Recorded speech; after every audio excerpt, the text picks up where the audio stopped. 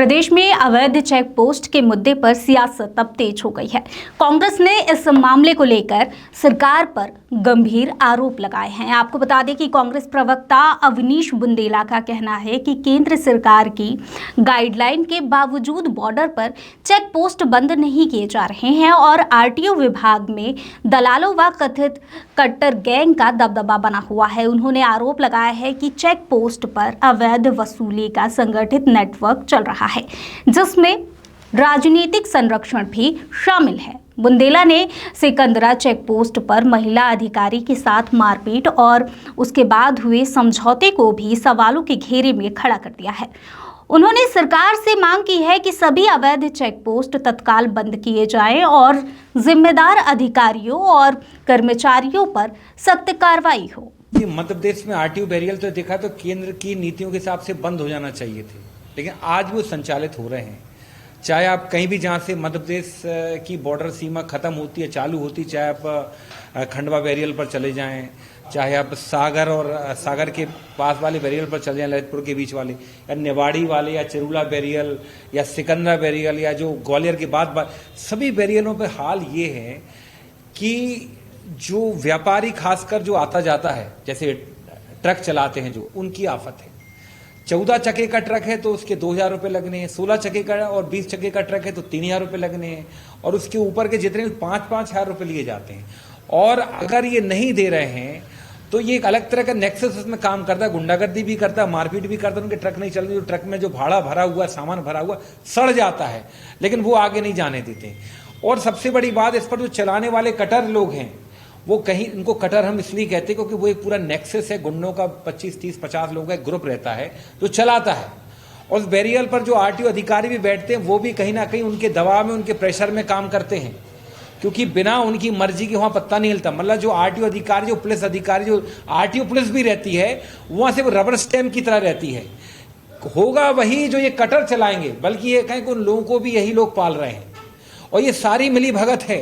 इसकी पूरी खबर जो है परिवहन मंत्री को भी, सीएम हाउस को भी है। अभी 3 दिन पुरानी बात है, झांसी एवं दिनारा के बीच में एक टोल बैरियर है, सिकंदरा टोल बैरियर।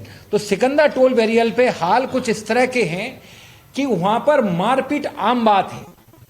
मतलब अभी कुछ दिन पहले जो वहां एक महिला अधिकारी हैं, उनका नाम शायद सुमन दीक्षित उनका नाम है, उनके साथ मारपीट की जाती है कि वहां पर ट्रैफिक को अवरुद्ध किया गया, ट्रैफिक को पूरी तरह से रोका गया, ट्रैफिक को रोका गया, सवारियां परेशान हुई। कल रात भर ट्रैफिक जाम रहा है, कई यात्रियों से, आमजन से भी मारपीट हुई है। और इसमें जो प्रमुख भूमिका रही है उन अधिकारियों की रही है। आरटीओ, देखिए ये पूरा ट्रैफिक रुका, देखिए ये मैं झूठ नहीं बोल रहा हूं, ये पूरा ट्रैफिक अवरुद्ध है। देखिए ये आम लोग परेशान हो रहे हैं। देखिए ये बसें खड़ी हैं, देखिए आप, ये बसें खड़ी हैं, पूरा ट्रैफिक रुका हुआ है।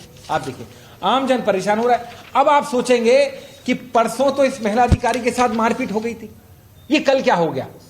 हमारे कहने का मतलब ये है कि जो गुंडे हैं, जो आरटीओ बैरियर चला रहे हैं, और जो अधिकारी उनके साथ मिले रहते हैं, मतलब एक दिन पहले सब लोग आपस में लड़ते हैं, फिर जब लड़ते कब हैं, जब पैसे का बंटवारा प्रॉपरली नहीं हो पाता है।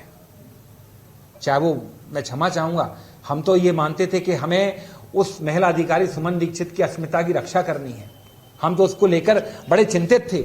लेकिन जब ऊपर से सरकारी दबाव पड़ा, या यूं कहें पैसों की बंदरबाट के लिए दबाव पड़ा, तो सभी लोग एक हो गए।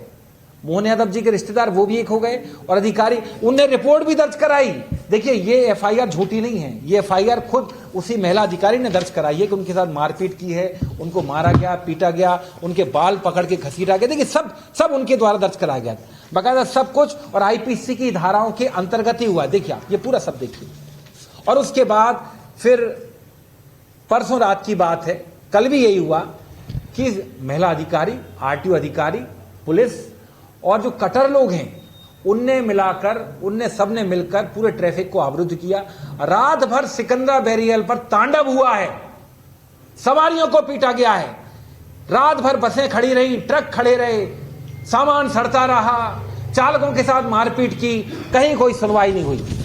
तो हमारा कहना सिर्फ इतना है, केंद्र सरकार की नीति है कायदे से कि ये जितने आरटीओ बैरियर बंद हो जाने चाहिए। हमें मोहन यादव जी जवाब दें, ये आरटीओ बैरियल अब तक बंद क्यों नहीं हुए, इसके पीछे कौन है, हमें अच्छे से जानकारी है।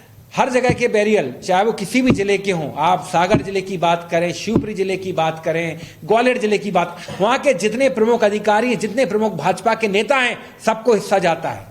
शिवपुरी जिले के मलेस्टोरियल ऐसे जो आरटीओ बैरियल से वहां के जिलाध्यक्ष, वहां के भाजपा के विधायक, वहां के पूर्व विधायक और जो वहां प्रभावी मंत्री आसपास के कई आम और खास दतिया के पूर्व गृह मंत्री जो कि अभी फिर से विधानसभा में आने का प्रयास कर रहे हैं, उनके पास भी हिस्सा जाता है।